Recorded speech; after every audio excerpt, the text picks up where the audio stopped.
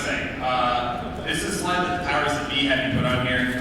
Essentially, I'm not speaking on behalf of my employer, or any of my previous employers, nor am I here representing my current employer or any previous employers. And finally, my opinions do not reflect those of my current employer or any previous ones. All right, now that we're past that, this is me in my more natural state, presenting in front of a group of people. The content and delivery is a bit different, but I'll figure it out. I'm a death metal vocalist in a band called Carrying Kind with that guy right there. And I've been playing metal for around 19 years now. I used to tour around the US with another band with that guy right there. A lot of great metal dudes in the audience today. But I've since settled for playing local shows every so often. Once upon a time, I was a sysadmin and a DevOps engineer. And currently, I'm a penetration tester on the product security team in Splunk. My role consists of reviewing the various products that we have for potential issues, when we're hiring. And before that, I built and ran the corporate red team at San Diego National Labs. And I also really enjoy automating things that break stuff, which help to motivate this talk. Okay, on the agenda for today, we're going to begin by talking about what are configuration management tools. After that, we will discuss how we can use them for less than savory purposes. Following that, I'll talk about what MOSE is and why it exists. After addressing those, I will show you how to use it. I will also be discussing existing tools in the space. And there will be some pre-recorded demos because the demo gods are cruel. And finally, I'm going to talk about my plans for MOSE's future when it goes off to college one day.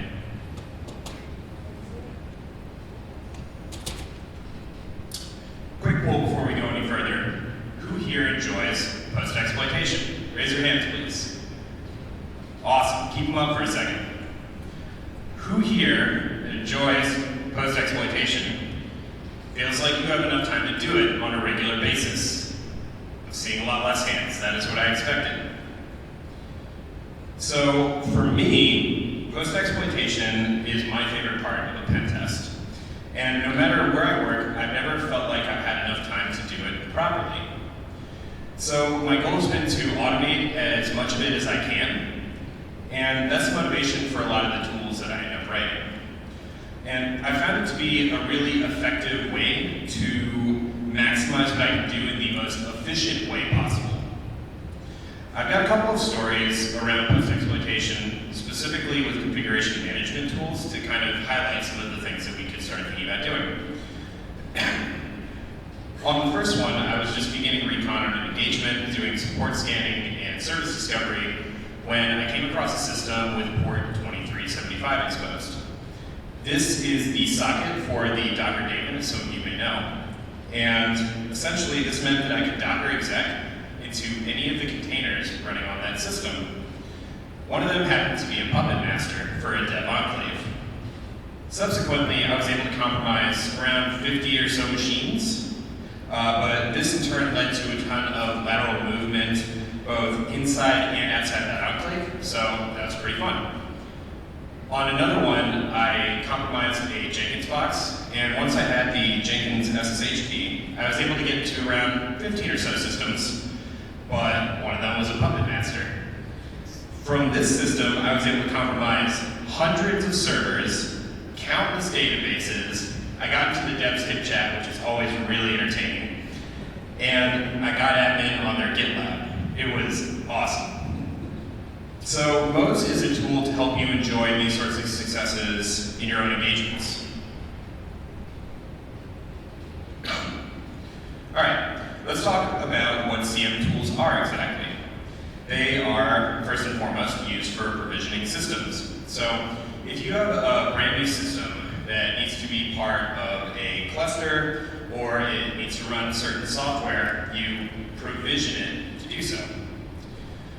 They can also be used to manage the state of the systems in your environment. So if you want to make sure that a service is always running, or you want to make sure that machines in that environment are being updated automatically on a regular basis, these are some good use cases for configuration management tools.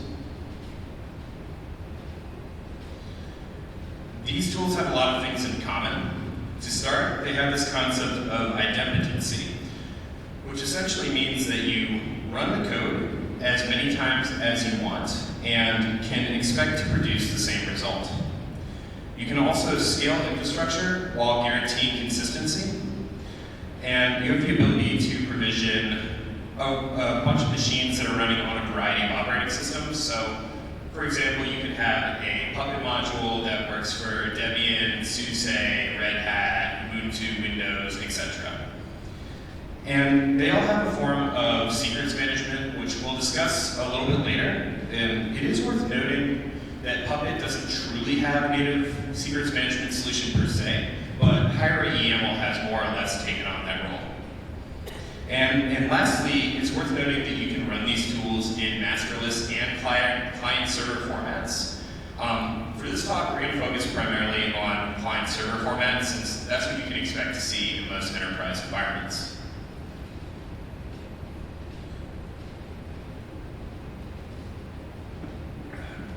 As you can see, these tools are used in a lot of different organizations. This is by no means exhaustive, pardon me, and some of these organizations use multiple of these tools. So you can have an organization that's using Ansible and Puppet, for example. But the point here is, if you ever come across these at some point, you're going to, because they are quite prevalent. These are some of the more popular options. So essentially we have Puppet, Chef, Salt, and Ansible. There are some differences that exist amongst these tools. For this talk, I'm going to be focusing on Puppet and Chef, since these are the two that MOSE currently supports. But go ahead and take a look at that.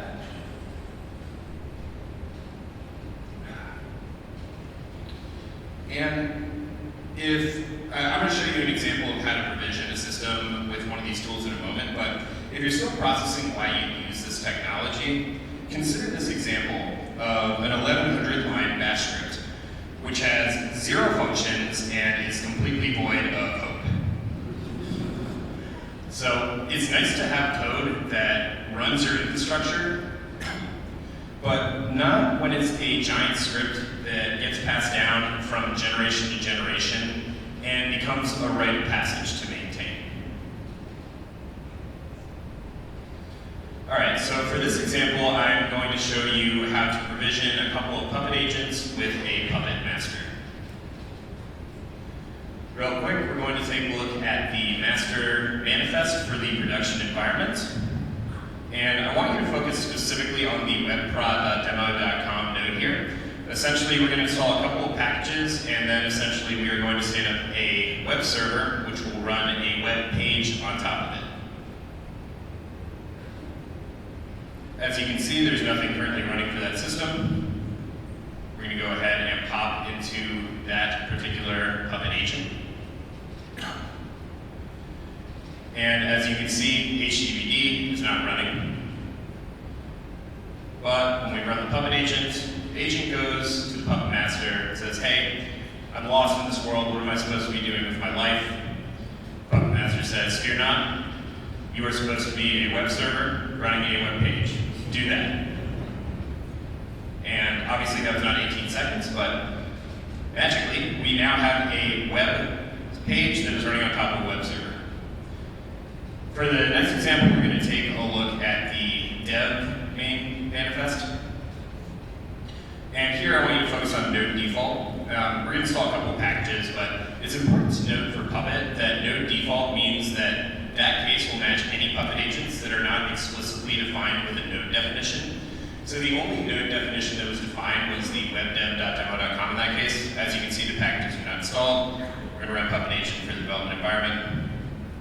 Same thing goes to the Puppet master. It says, hey, what am I supposed to be doing? The Puppet master says, install these packages. And subsequently, we now have GCC, make, and Node.js installed. So hopefully this is a nice little basic example to get you into the mindset of what we're looking at here. Okay. Some of you may be thinking, you can do that with containers. Hell, you even just use them for your example. Why would an organization still be using this technology? And to that, I would say a couple of things. First, not everything can be a cloud-native ephemeral workload that runs in a container. Secondly, it's typically not a trivial effort to migrate older monoliths to container-based deployments. And furthermore, you still have to install, configure, and manage your Kubernetes deployment with something. So I do not believe that this technology is going to be going anywhere anytime soon.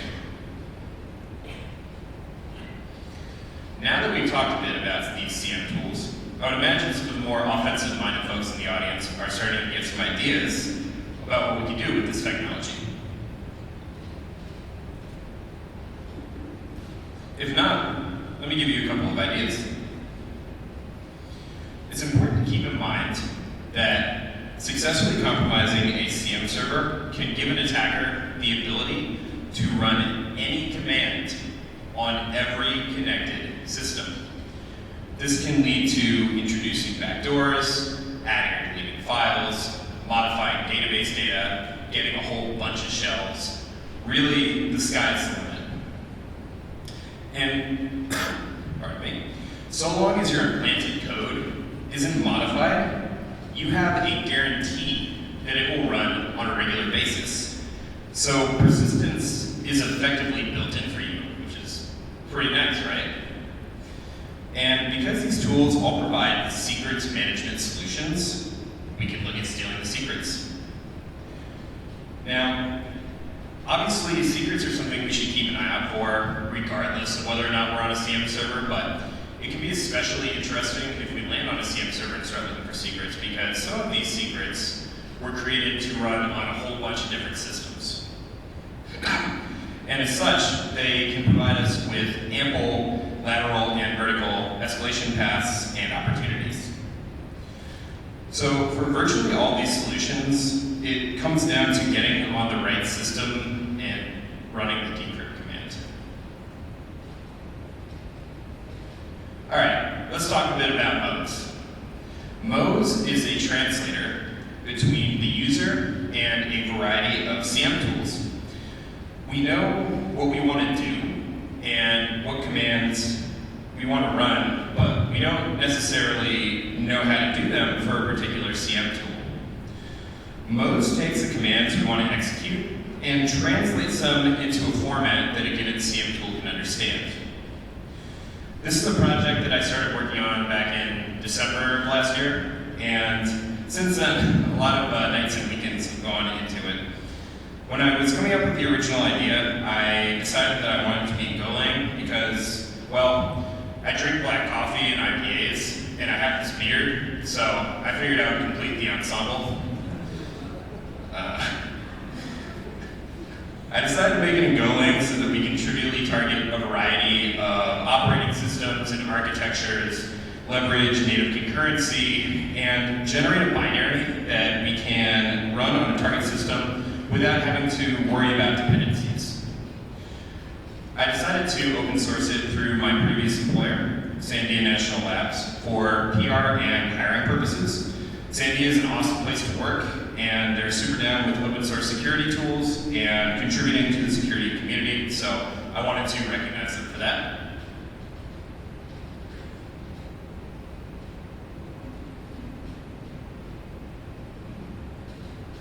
Before continuing on, I wanted to address another potential question that may be on some of your minds. Why do I need a tool to go in between myself and these CM tools? Can I just use the tools myself? And the real answer is, you can, if you have the time to spare.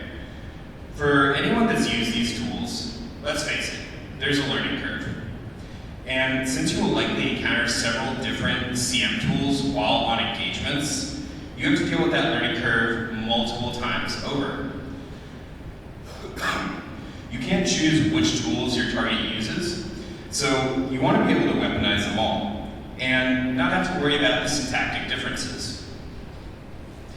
It's also really important to keep in mind that you can seriously muck things up if you're not careful. Imagine running one command and taking down 500 production servers all at once. If that's not in scope for you, you are in trouble. That being said, if you tell MOSE you want to run rmrs/ on all Puppet agents, bad things are going to happen. Don't do that. To give you some perspective, these are some of the links that comprise the documentation for Puppet. This is what I'm talking about with respect to the learning curve. The documentation for most of this technology is extensive, and it takes time to ingest and understand. Two things typically come to mind for me when I hear about a new tool. The first being, surely someone has released something already that enables you to do this. And the second being, there's so many tools in this space. Do we really need another one? And when I looked at the existing solutions for this particular problem, there weren't really too many out there. Right now we've got PwnPit and PwnSpl. Both are created by a security researcher that goes by the handle Naughty. PwnSpl is a bash script that creates an MSF Venom generated payload and tells you how to run it with Ansible. PwnPit is a bash script that creates a new manifest and module to run an MSF Venom generated payload. On a somewhat unrelated note, there's also a great article from Ryan Wenzel, which talks about compromising Chef via the Chef server web UI, called Cooking Up Shells with a Compromised Chef Server. I've included it in the README for MOSE when I get that up shortly, so that's worth your time to check out. Okay, back to PwnPit and PwnSpl. They're a great place to start, but there's a couple of issues with them. They're decent little bash scripts that work well to demonstrate the problem that's associated with having your CM servers compromised. But they weren't built to scale or give you the ability to translate your thoughts and ideas into code. They only support generating payloads with MSF Venom. So if we didn't want to use MSF Venom, we'd have to make modifications. Additionally, both require manual work. For PwnSpl, outside of creating the payload, basically everything is manual. And for PwnPit, the user needs to physically modify the main manifest on the server by copy-pasting from the generated payload. And you also have to get the associated module and file into place. Plus, they don't attempt to get us the juicy secrets that we all really want. So, rather than having to manually place files, run commands, modify files on the remote server, MOSE automates all that for you. And there are a lot of really great PostX tools out there that it would be really ideal to be able to leverage in new kind of workspaces. So MOSE gives you the ability to upload scripts or binaries and execute them on a ton of systems all at once. You can also pick and choose the nodes that you want to target for specific tasks strategically. So this could be something like uploading a web shell for all of the web servers, or you could pop reverse shells on all the managed laptops when they come online, or you could have a specific PowerShell payload that's specifically for the Windows servers. And because MOSE allows the user to clearly go from thought to command without having to go deep in the weeds of tool-specific details, it helps to prevent someone less experienced with these technologies from accidentally running the wrong commands and decimating a whole bunch of servers all at once. So the user doesn't need to know tool-specific implementation details to run a MOSE. Essentially, you input your command that you want to run the same way, whether you're looking at Chef or Puppet. Although you do need to specify the name of the tool you want to target, it's really simple. You just do -t Puppet or -t Chef. However, for users that do have CM experience, you can use MOSE as well to customize your attacks further. A lot of the functionality that exists in MOSE is template-based. And so more advanced users can modify these templates to extend on the functionality that MOSE provides out of the box. advanced users and potential future collaborators. This is the code that MOSE uses for payload generation. You'll notice that for both Puppet and Chef, these have the same core pieces. And this makes it clear and straightforward to develop and modify as is needed. All right, let's talk about the workflow for using MOSE. To start, MOSE does come with a make file, so to begin you would run make build, which will get all the Go dependencies in place for you and compile your binary. After you've done that, you'll be at this point. So you specify the command that you want to run. In this case, we're going to run ls. It's not very exciting, but it's just to demonstrate the point of what we're doing. And then you specify the target as whatever CM tool you want to specifically target. So in this case, Puppet. There's also a JSON config file to specify more advanced options that you're not going to need as regularly. So this includes things like paths to SSL certs, where you want to store exfilled chef files, and a number of other things. So once you've got everything in place for how you want it with the JSON, and you have the command that you want to run, you run MOSE. It generates the payload as a binary. And by default, it will stand up a web server for you and host the payload. If you don't want to go that route, you can just specify a different parameter and it'll spit out the payload for you, and you can transfer it up via SCP or however you want to get it up there. Once it's up, you run the payload on the target CM server, you insert question or two, and that's it. You'll notice that this is one slide of documentation, and we can go from nothing to fully compromising a bunch of systems.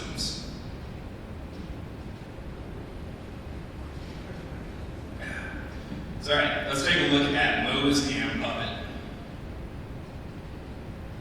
And just to give you a kind of visual representation of what we're looking at here, Puppet environments can get a lot more complex than this, but this is a good abstraction of what you can expect to see. So essentially, you have a Puppet master that has some modules that are probably in a code repo, and this Puppet master is connected to a bunch of Puppet agents. So we go ahead and specify the command we want to run. In this case, we're going to create a hello.txt file in the temp directory and just throw the string in there. The target is Puppet, and we have this SSL option which allows us to use TLS for the web server that we're going to use to host the payload, and we're opting to use port 8090 for the web server. All right, so we ran in the previous slide. Now at this point we're on the target. We go ahead and grab it. As you can see here, we provide a self-signed cert with MOSE, which I highly encourage none of you to use. But if you do use it, this is what it looks like, and as you can see, it's very conspicuous. All right, so at this point, we run the payload. It asks us if we want to make a backup of the existing manifests.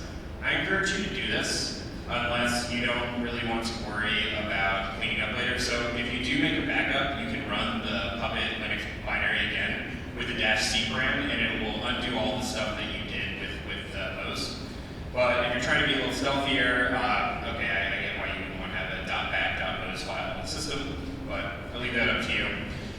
It will then identify all Puppet agents that are known to the Puppet master. It will also identify modules that are known to the Puppet master. From there, it generates the rogue module based on the command that we specified, and then puts it into place. You also notice at the bottom here, it found a secret for us, so we'll hold on to that for later. At this point, Puppet agents by default check in with the Puppet master every 30 minutes, but we wanted to get a nice visual representation of what's going on here, so I've gone ahead and kicked it off manually. As you can see, the agent checks in with the master tells it that it needs to run the rogue payload that we specified, and subsequently, we have this string in the hello.txt file. All right, next, let's take a look at MOSE and Chef.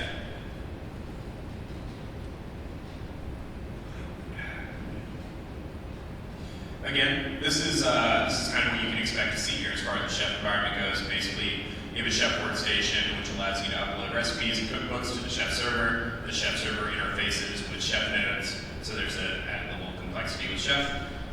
Chef workstation is usually run from a developer's laptop. A dev group server, Jenkins, etc. And then chef server is just there.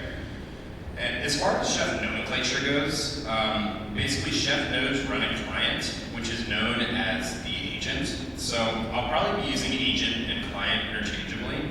Try not to get too hung up on it. All right, so we're going to start with compromising a chef workstation, since this is a lot more straightforward. As you can see, we're basically running the exact command that we ran for the puppet master, with the exception of changing the string from puppet to chef, and we are also specifying the target as chef as opposed to puppet. We go ahead and run the command. It generates the binary for us. We download the payload onto the target chef workstation, and then we run it. And when we do run it, it will identify all nodes that are known to the chef server. It also identifies cookbooks that are known to the chef server. It then allows us to target specific chef agents. This is functionality I'm hoping to add to Puppet, but I just didn't get time for this particular release. Sorry about that. So you can input the systems that you want to target specifically, or you can just opt to target all of them. Once you've done that, it will generate the rogue cookbook for you. It will upload it to the chef server, and then it will add it to the run list for the target systems that you specified. In this case, Chef Agent 1. If you're using the Chef Client Cookbook, which is considered an industry best practice, the chef clients will check in with the chef server every 30 minutes. In this case, again, I'm just running it manually so you can get a visual understanding of what's going on here. Basically, it checks in with the chef server, sees that there's the new cookbook to run, runs it, generates the file with the string in it, and all is well in the world. That wasn't too bad, right? I mean, it's basically the same thing that we did for the Puppet Master. Chef server is a little more complicated. So again, just for your visual perspective, we are on the chef server, which communicates with the chef nodes. Okay, so we can spawn a cookbook with MOSE, but the chef server has no way to provision chef clients with it because, as an industry best practice and typically in most environments, it's not going to have the knife utility. So we need a chef workstation for that.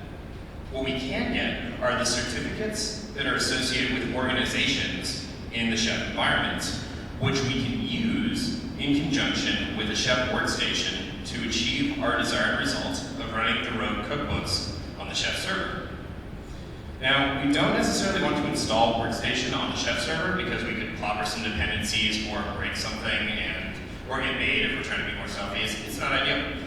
And we don't really want to install it on our own systems either because same issues and it just might be painful, time consuming, whatever else.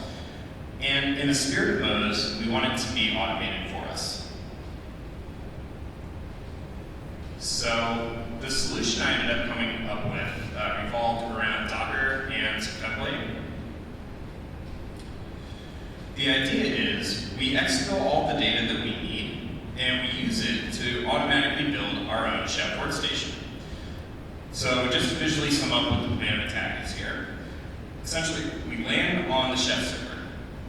We exfil the keys and the org names to our own system, and then we use those to stand up our own chef workstation. Once we do that, we can run MOSE on the containerized workstation and go to town on the agents. All right, so let's walk through the first couple of steps here. Again, to begin, we run MOSE pretty much just like we did for the previous two targets. The two differences you'll see here are the -L parameter, which specifies our local IP address for exfil purposes, and we specify the -EP param, which allows us to specify the exfil port that we're going to use. After that, we run it. MOSE generates the payload for us. We get it onto the target system, and when we run it, it will detect that we are on a chef server. So back on the attacker system, as soon as we download that payload, it will immediately ask us these questions. Are you on a workstation? No, I'm not. I'm on a chef server. Once you say that you are on a chef server, it will start the listener up for you, so now you can exfil the data that you need to. Okay, so at this point we're on step 5 here. It's pretty simple, really. MOSE finds everything that we need and scales it. It posts it to the endpoint that we stood up, and it's really all we need to do. All right, so at this point, we have the information that we need. And so now we can stand up a workstation of our own and use it to run whatever command, binary, or script that we want to run initially on some or all of the nodes. MOSE automatically stands up a container for us with all the dependencies that we need.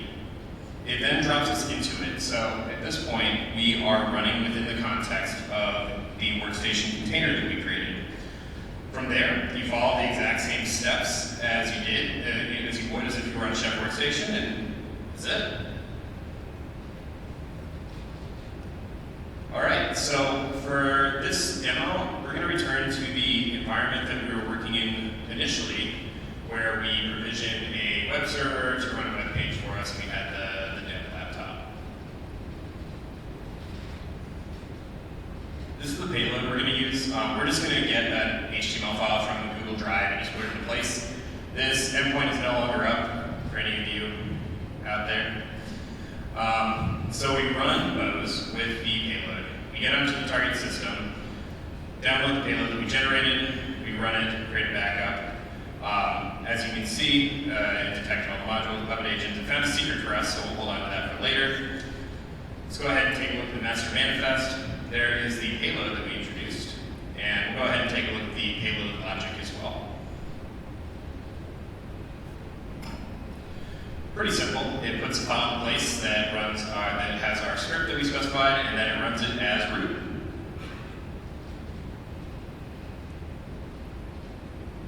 So if we go ahead and look at the web site from earlier, nothing's really changed, which is expected. But within a whatever 30-minute window, or if we run puppet agent-t ourselves, like we're going to do right now, agent checks in with the master. The master tells it something has changed in your logic, please do it. The agent complies. And now, when we reload the page, some shenanigans occur. And beyond that, we have that secret that we found earlier, the MySQL root password. So there is a MySQL system that is known to this particular box. Let's go ahead and pop into it with that secret and see if it works. Specify the user as root. And huzzah, looks like it worked great.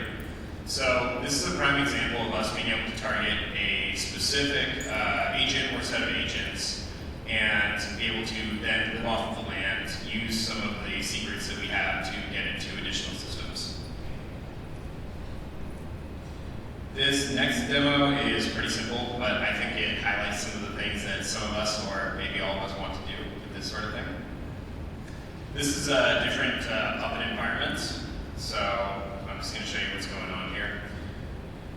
Pretty simple.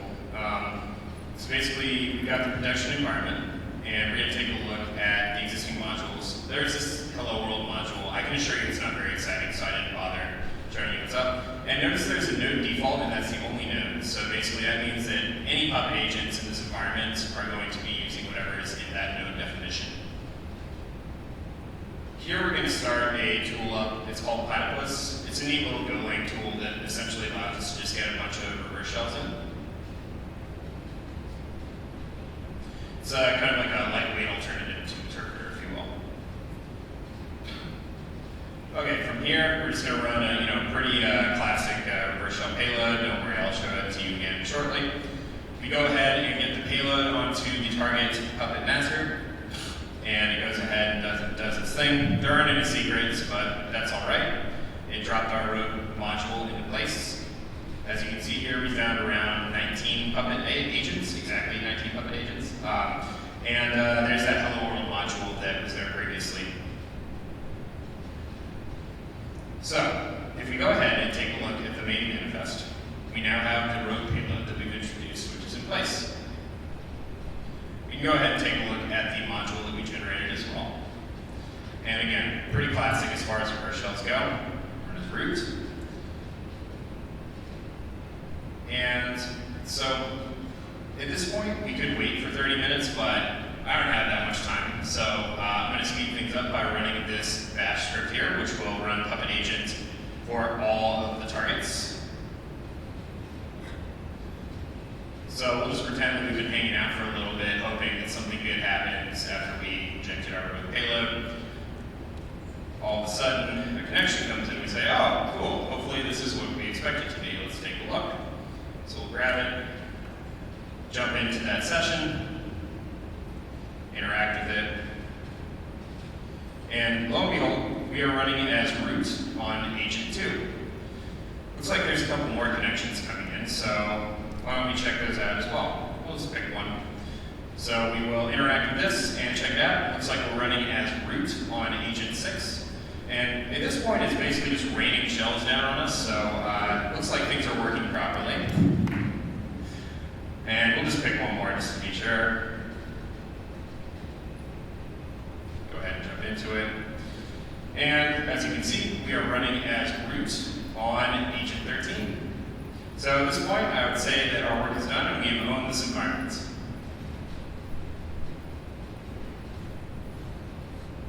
Cool. So if you are a responsible penetration tester or red teamer, which I hope some or all of you are, and you want to try some of this on your own without unleashing it on one of your clients, and you want to have a test environment, but you don't necessarily want to figure out how to do it yourself. If you're not, I've created some for you. You'll be able to find them here in a bit. They use Docker and Vagrant, so that's really all there is in terms of dependencies. Don't worry, these links will show up again shortly. On a side note, I think that the test labs and MOSE, for that matter, could be really interesting for blue teams to use as well, for fire drilling or building detection mechanisms, automated SIG-gen. If there's anyone here that's doing blue teaming and having sort of automated pipeline to do that sort of stuff, I'd love to talk to you about what you're doing, so come say what's up. Looking to the future, I would like to, of course, be able to support Ansible and Chef. Jenkins obviously isn't a CM tool per se, but I think of MOSE as a PostX tool first and foremost, and Jenkins has a lot of interesting things we can do. I mean, realistically, it's basically the world's worst enterprise-grade password manager, and I don't know, maybe do something like spawn real jobs or something. I haven't looked into it too much, so if anyone's done any research there, hit me up. I'd love to hear from you.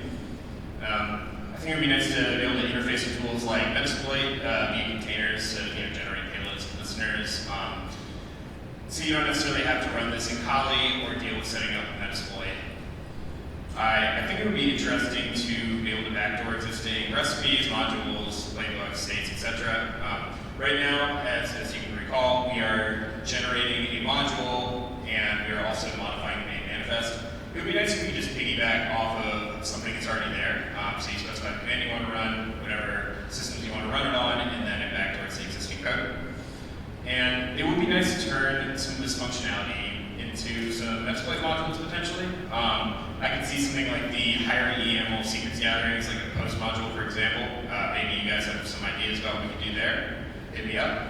And then lastly, this is an open source project, and there's a lot of very smart people in this room, and I would love to hear what great ideas you have. So please consider contributing. Real quick, I want to thank a couple of people in the room. We got my wonderful wife, Amanda, who put up with me being super grouchy and working nights and weekends for the past month and a half, so thank you very much. Wouldn't have been able to do it without you. Also want to thank my buddy Al, who's somewhere. Hey, there it is. He's the first contributor to MOSE, and without him, I wouldn't be able to get in nearly as many awesome features as MOSE has today, so thank you very much. A couple of people helped me to go through this talk and make sure it didn't sound like dog shit, and also gave me some tips on my code, so thank you to those people. And finally, this is like a pretty crazy event, and I've gotten a little bit of a better sense how the sausages is made, so to speak. So can we please give it up for the DEF CON staff for doing such an awesome job year after year.